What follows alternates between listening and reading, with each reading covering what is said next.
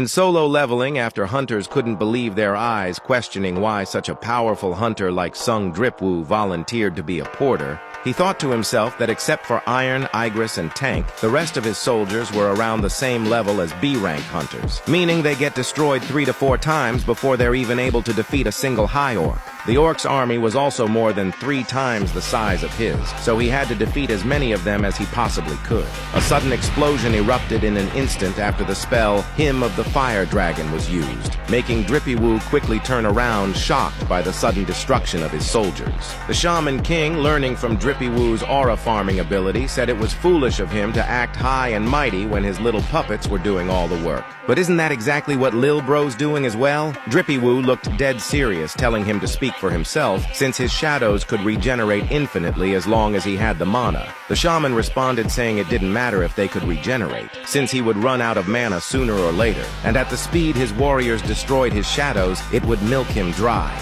Jinwoo suddenly lunged at him, saying he was going to die before that even happened. But the shaman activated Hymn of Protection, blocking his attack, saying there was no use. And while he wasted his time with him, his soldiers would continue to decrease in numbers. Jinwoo landed on his feet, asking if he was sure about that, saying he's got some pretty strong shadows over there too, so he shouldn't be worried about his mana reserves right now. The shaman then activated the spell Hymn of Blazing Fire, saying he would once again destroy his soldiers with a single blow, bombarding the arena with constant explosions. Seeing the engulfing flames, he thought that the boss was definitely stronger than Big Boy Vulcan and the undead Metis. Though Metis was able to control thousands of undead, his defenses were weak, and on the other hand, the shaman Kargalgan's defenses were exceptionally strong along his sorcery. To top it off, behind him, there's over 100 orcs waiting for him. He was grossly outnumbered, yet he still had to fight them in hand-to-hand combat. But fortunately, this wasn't the job change quest, meaning the circumstances were different this time around, summoning his inventory.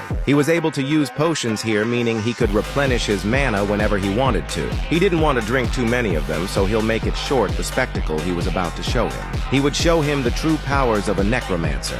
Wakey, wakey. And out of a high orc's corpse, a hand arose, turning the orc into a shadow soldier.